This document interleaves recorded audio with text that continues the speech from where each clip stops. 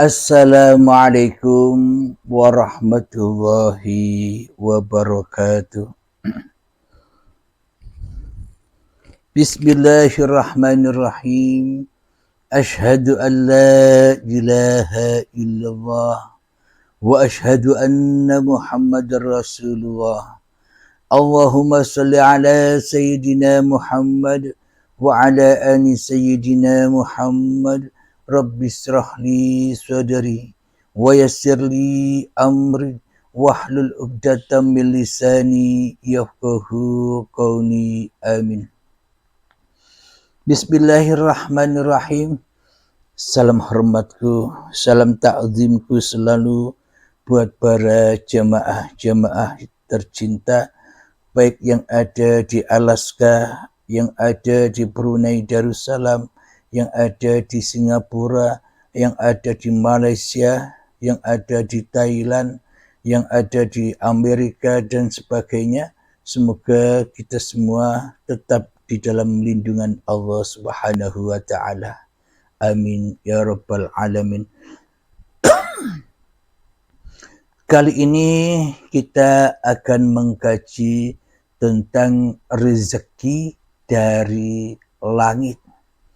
Jadi rezeki itu bukan ada di bumi. Rezeki itu datangnya dari langit. Tapi kebanyakan kita selama ini hanya terbentur, hanya iman kepada kiasan-kiasannya saja. Tidak iman kepada kenyataan dari kiasan-kiasan itu. Alhamdulillahirabbil alamin. Seolah-olah rezeki yang kita dapatkan itu selama ini hanyalah dari daya upaya diri kita sendiri, sehingga kita tidak menyadari bahwa sesungguhnya rezeki itu datangnya dari langit, langsung dari langit. Kenapa kita tidak memahami itu semua? Karena kita selama ini mempertuhankan diri kita sendiri daripada mempertuhankan kepada siapa yang menciptakan diri kita. Jadi yang dimaksud langit di sini adalah langitnya manusia, yakni kehidupan yang masih diakui oleh manusianya yang bisa berdaya upaya untuk meraih rezeki.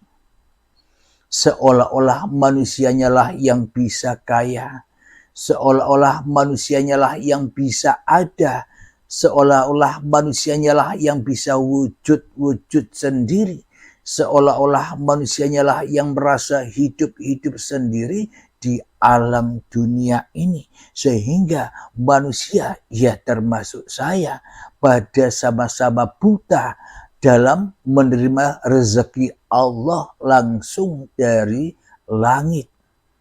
Kenapa? Karena langit masih terkuasai oleh diri kita. Langit masih menjadi kekuasaan diri kita. Langit masih menjadi hak milik kita selama ini. Apakah yang dimaksud langit itu adalah hidup? Inilah langit yang kita akui sebagai hidup kita sendiri, dan bumi, yakni badan inilah bumi yang selama ini juga masih kita akui sebagai milik kita. Jadi langit dan bumi dalam kekuasaan, di dalam genggaman iblis dan setan, di dalam genggaman diri kita sendiri selama ini. Kenapa? Karena kita belum bertuhan, karena kita belum masuk Islam, karena kita masih tersesat-sesat di jalan setan selama ini. Jadi semua itu hanyalah kiasan-kiasan yang datangnya dari Allah supaya manusia sadar.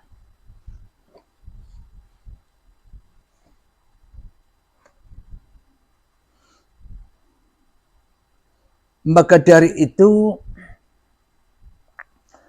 kita wajib bersegera bertaubat kepada Allah agar kita kembali kepada agama Allah, bukan agamanya iblis dan setan, bukan agamanya hawa nafsunya. Di dalam ayat wa min anfusikum afala tubsirun. Jadi semua itu sudah ada di dalam dirimu. Langit sudah ada di dalam dirimu. Bumi sudah ada di dalam dirimu. Kematian sudah ada di dalam dirimu. Siksa kubur sudah ada di dalam dirimu. Alam barzah sudah ada di dalam dirimu. Alam akhirat, alam kebangkitan sudah ada di dalam dirimu.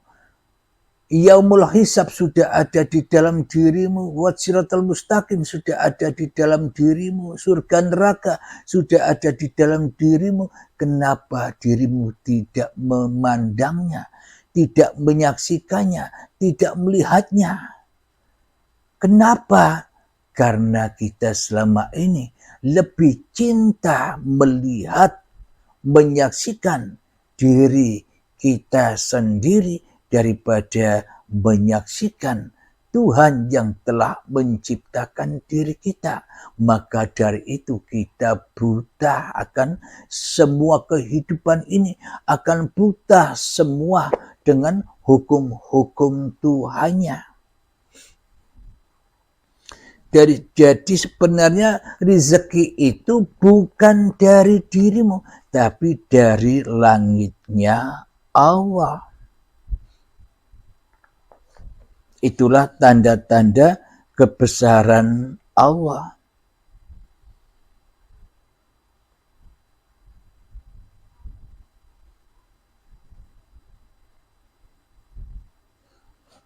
Jadi siapakah malaikat yang membagi-bagikan rezeki dari langit? Dialah malaikat Mikail.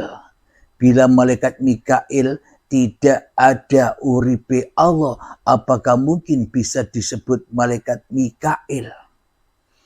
Jadi rahasia di balik Mikail itu pun juga al-insanu sirri wa ana sirruhu. Jadi manusia itu adalah rahasiaku. Malaikat Mikail pun rahasia Allah. Dan semua sesebutan yang ada di alam semesta ini ya di dalam rahasia Allah. Di balik itu ada Allah, uripe Allah.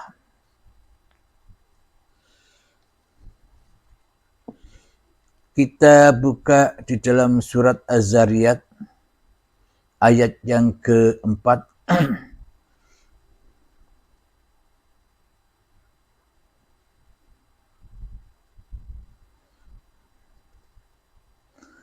Bismillahirrahmanirrahim. Wal muqassimati amra. Dan malaikat-malaikat yang membagi-bagi urusan. Termasuk urusan malaikat Mikail yang membagikan rezeki. Mari kita hayati. Sejak kita tercipta dari tanah, sebutir tanah, sehingga kita diproses oleh uripe Allah menjadi tumbuh-tumbuhan dan menjadi hasil dari tumbuhan hingga dimakan oleh calon-calon kedua orang tua kita hingga menjadi sel sperma dan sel telur hingga menjadi kumpalan darah, kumpalan daging dan menjadi janin dan serta menjadi bayi yang suci, maka malaikat Mikail sudah ada di sana. Jadi jangan pandang Mikailnya lagi, pandanglah siapa yang merahasiai Mikail. Ya uripe Allah. Kita dihidupi oleh uripe Allah sejak dari tanah sampai jadi bayi. Itulah tanda bukti bahwa hidup dan badan itu hanyalah milik Allah. Dohir batinnya Allah, bukan milik kita. Bila hidup dan badan ini milik kita sendiri, tentunya kitalah yang menciptakan hidup dan badan. Lalu kapan kita menciptakan keduanya? Lalu kapan kita menciptakan langit dan bumi ini? Wa min anfusikum afala tubsirun, semuanya sudah ada di dalam dirimu. Yang ada di luar dirimu itu hanyalah tamsil atau kiasan-kiasan yang ada di dalam hatimu, yakni biskupnya ada di luar dirimu, filmnya ada di dalam dirimu. Jadi yang ada di luar dirimu itu adalah cahaya-cahaya yang dipantulkan dari filmnya, sehingga terpancarlah alam semesta ini, sehingga terpancarlah segala sesuatu itu. Tapi sayangnya kita semua selama ini terjebak gentayangan roh kita kepada bioskopnya. Gentayangan roh kita mencintai wujud-wujud yang di luar diri kita daripada wujud Tuhan yang telah menciptakan wujud-wujud yang di luar diri kita itu. Maknanya kita selalu tersesat pulang ke dunia daripada pulang ke akhirat. Kita tersesat pulang ke diri manusia kita sendiri daripada pulang kepada uripe Allah. Ayat yang kelima, innama tu'aduna lasadiq. Sungguh apa yang dijanjikan kepadamu pasti benar. Maknanya rezeki dari langit. Apa sih rezeki dari langit itu? Bila kita tak hidup, apakah kita bisa mendapatkan rezeki? Jadi langit itulah langitnya Allah. Urip itulah uripe Allah. Dengan rezeki, dengan hidupnya Allah lah kita mendapatkan rezeki. Kita bisa kerja dengan uripe Allah. Kita bisa mencari nafkah karena uripe Allah. Bila tak ada uripe Allah, maka kita takkan pernah mendapatkan apa-apa. Bagaimana mungkin kita bisa mendapatkan apa-apa sementara kita selama ini bukan apa-apa.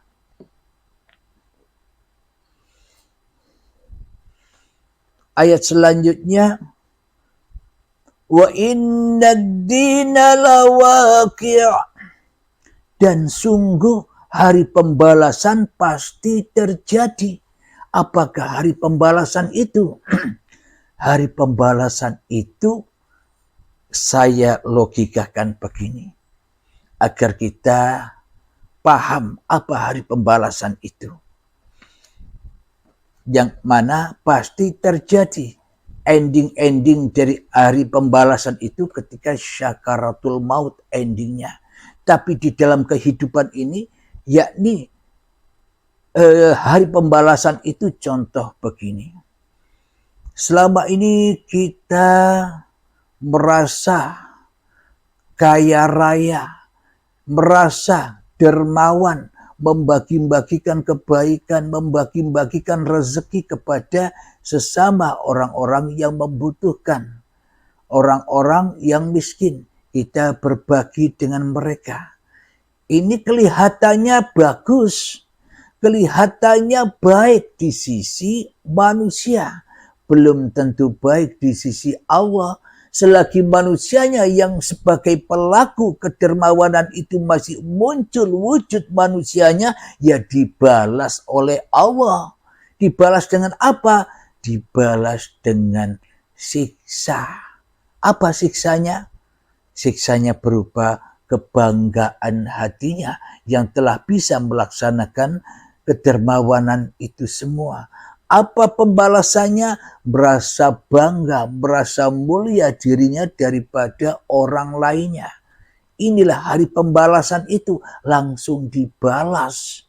Dibalas dengan apa? Dibalas dengan api neraka. Maka apapun yang diamalkannya hangus terbakar. Meskipun itu kebaikan menurut manusia, tapi semua itu keburukan, gosong di sisi Allah. Kenapa? Karena sudah dilalap oleh api neraka, iblis dan setan. Diaku-akuinya semua apa yang dilakukannya itu di dalam kekuasaannya. Langitnya masih langit manusianya, langitnya masih langit bohongan, langitnya masih langit hawa nafsunya sendiri di hatinya.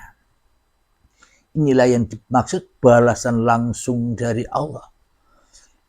Meskipun kita ahli ibadah, ahli tahajud, ahli duha, ahli zikiran, ahli ritual, bila yang ada masih diri kita di hati kita, maka kita jadi Tuhannya apa yang kita lakukan, sehingga dibalas langsung oleh Allah dengan apa? Dengan neraka. Ya hancur semua apa-apa yang kita lakukan.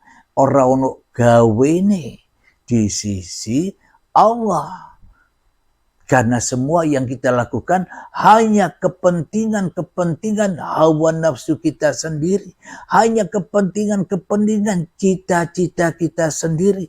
Hanya kepentingan-kepentingan kesenangan, kebahagiaan setan di dalam neraka. Inilah balasan bagi orang-orang yang tak ada imannya kepada Tuhannya di hatinya, orang-orang yang belum Islam, orang-orang yang belum selamat, meskipun dirinya sudah mengakui dirinya Islam, tapi Islamnya selamatnya di sisi setan, selamatnya di sisi hawa nafsunya, langitnya masih langitnya iblis dan setan, maka hancur terbakarlah itu semua. Dibalas langsung, eto-eto ibadah padahal maksiat di sisi Allah. Terus balasan orang-orang yang sudah kembali kepada agama Allah, apa balasannya?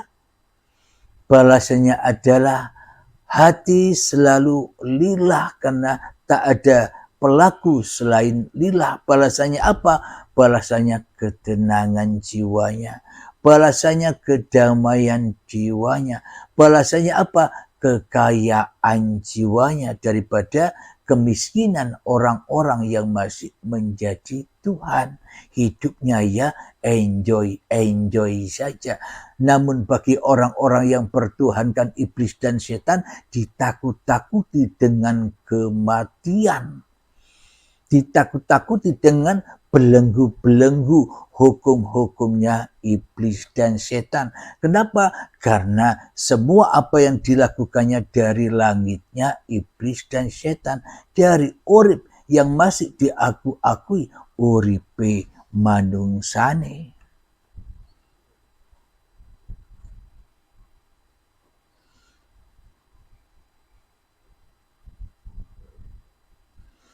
Ayat yang ke-7,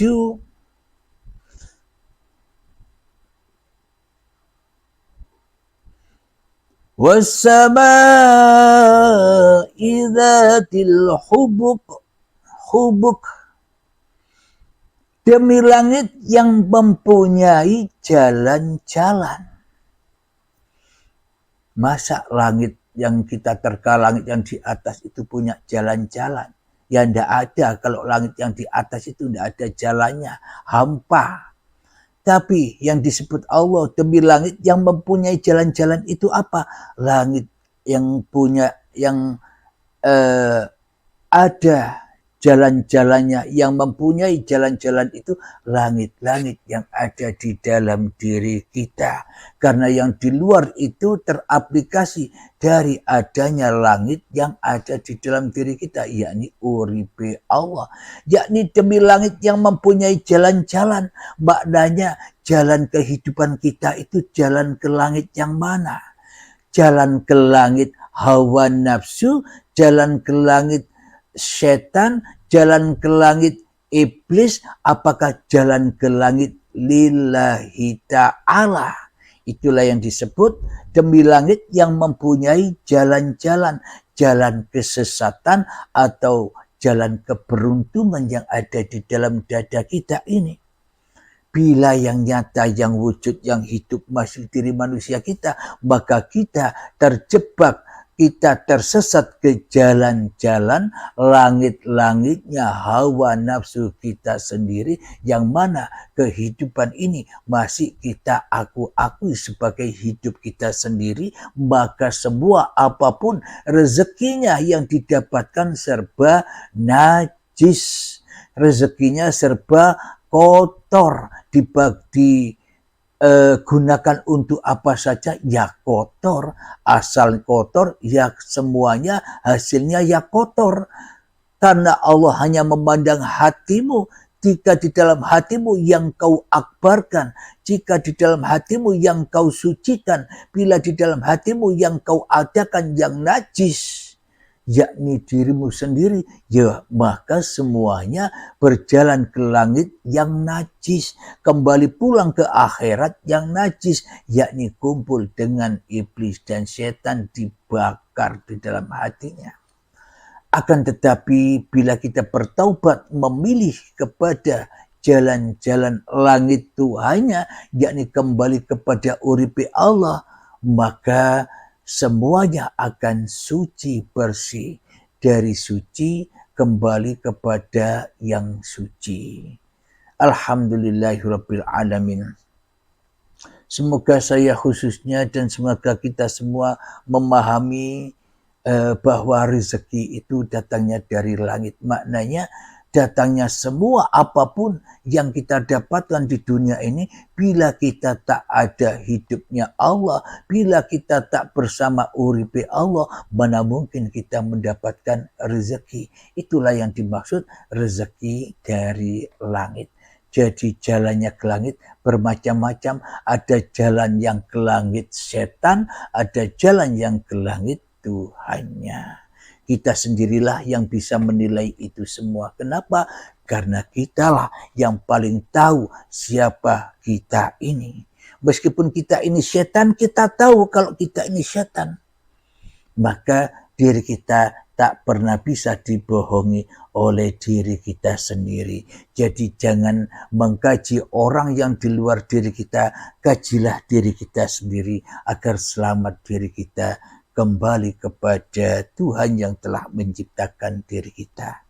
Alhamdulillahirabbil alamin. Marilah kita akhiri dulu. Semoga saya dan semoga kita semua senantiasa selalu di jalan Allah Subhanahu wa taala. Amin ya rabbal alamin. Rabbana atina fid dunya hasanah wa fil akhirati hasanah wa qina adzabannar. Akhir kalam. Assalamualaikum warahmatullahi wabarakatuh.